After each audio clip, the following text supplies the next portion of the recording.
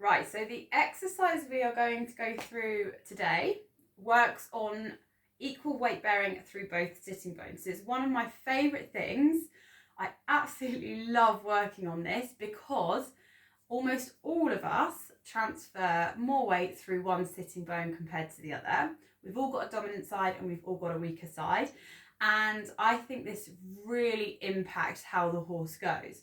So if we are able to identify where we're weak and where, which sitting bone we transfer more weight through and correct it, we can get a much straighter horse, a much more balanced horse, okay? And we don't then see the issues of falling through the shoulder, quarters in, quarters out, all of those issues in terms of kind of lateral stability or instability that we tend to see with the horse. If we can sort us out, we sort ourselves out, the horses go a lot better.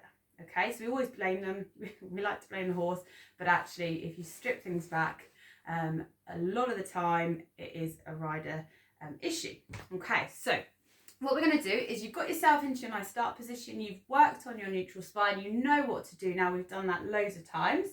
So nice and tall, and I want your hands onto the hips with this one. So normally if I'm assessing a client, I actually sit in behind them, but otherwise you won't be able to see me, and also we couldn't get it into the kind of frame of the camera. Okay, so I'm just going to stay to the side here. So we're nice and tall, we've got our shoulders over the hips, lovely job, and we're in neutral spine. So we've worked on that forwards and backwards pelvic tilting. All right, so what I want you to do to start with, Hats, is you're going to transfer weight down through the left sitting bone, lovely job, just hold. You're lifting the right sitting bone to the right shoulder, so the right side of the pelvis comes up to the shoulder using this right corset muscle. You can feel that squeezing, okay? And you transfer more weight through your left leg when you do this. You've got weight down through the left sitting bone, the right sitting bone's coming up, more weight through that left leg. So we've got left bottom muscle a little bit more active now, okay, to the right corset. And now we're going to switch. So transfer weight down through the right sitting bone, lift the left side up, so it's left corset, lovely job, and right bottom muscle. Good, and that was more difficult for you, wasn't it? Because this is definitely your weaker side. Good job. And just don't be tempted to hitch those shoulders up. Well done. Good. Okay, and just do a couple more each side for me then, Hats. Lovely job, well done. Good, and then back onto that right sitting bone.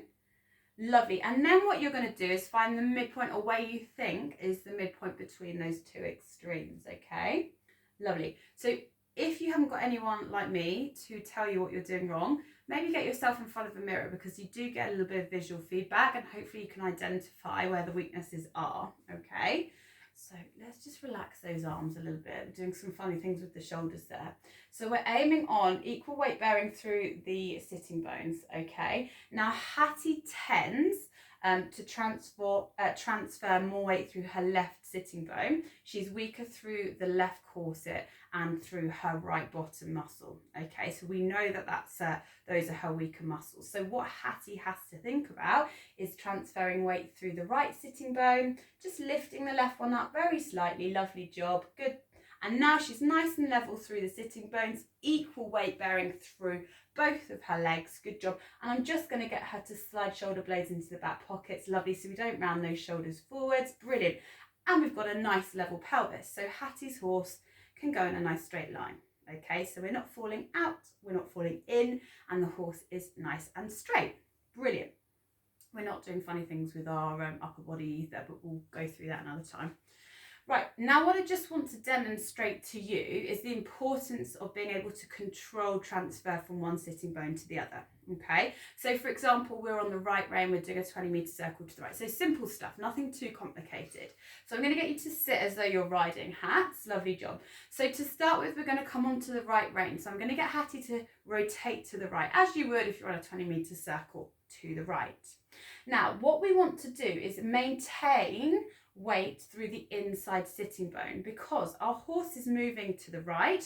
You've got that flexion, inside flexion, or lateral side bend, should I say, be correct with that. And it's very easy for you as a rider to tilt the pelvis to the outside and therefore for the horse to fall out, okay? So I'm going to ask Hattie to transfer weight through the inside sitting bone. Lovely. So you're on your 20-metre circle to the right, shoulders are back and down. You've got left corset muscles switched on, weight through the inside sitting bone. The reality is, if you're working on that, actually, you're going to be relatively straight through the pelvis, which is brilliant, okay? And then you're going to rotate to the other side. So now you're on left rein, so rotate to the left, Hats. Good. Okay, so you naturally transferred weight to the outside, didn't you? So now you need to transfer weight through that left sitting bone. Bring the right side up. You've got control through the outside of your corset, through this muscle here, and you're transferring weight through that inside leg.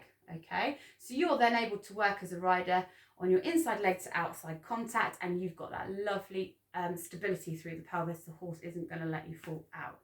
Okay, now what I want to just quickly demonstrate, sorry, this is quite a long video. I do get carried away with this. I did warn you about that at the beginning, didn't I? What I want to demonstrate now is correct versus incorrect, and how easy it is, okay, for the horse to chuck you out if you haven't got control of your pelvis. So get yourself into a nice start position, okay? We're going to rotate, so we're going to pretend we're on the right rein. So rotate to the right for me. Okay, so which sitting bone needs to come down? So you're on the right rein. That's it, the inside. So the right sitting bone comes down, the left sitting bone comes up. Lovely job. Nice and tall through those shoulders. Fabulous job. Lovely. Okay, so if I'm the horse, Hattie's got control of her left corset and she's got her right sitting bone down. If I try and push her out, lovely. She's actually able to stabilise. So I can put actually quite a lot of weight through there. I know she's really leaning, but you know, realistically, if I just try and shift her over, it's quite difficult for me to do that.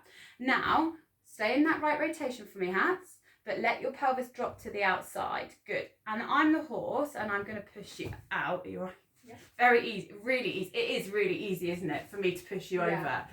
Because the rider has no control of what the outside of their body is doing, okay, and they just haven't got the weight transfer correctly. So that's what you want to work on. So right rein, inside sitting bone comes down. You also get a really good feel of what that inside hind is doing. Left rein, left sitting bone down, okay? Perfect. So I'm hoping I didn't overcomplicate that. Feel free to rewind it and maybe go through that in stages. Always work on straightness first. Once you've got that, then you can start to make things a bit more complicated, working on right rein with the right sitting bone down, left rein, left sitting bone down. Okay, so it's a really good one to practice. Please do. If you do have any medical history, you're not sure if this is the appropriate exercise for you, please feel free to send me a message. You can get me via the Chaps Physio Facebook or Instagram page. Please do feel free to film yourself, post it on social media. Remember to tag Chaps Physio and always hashtag Team Chaps. Thank you very much. We'll see you tomorrow.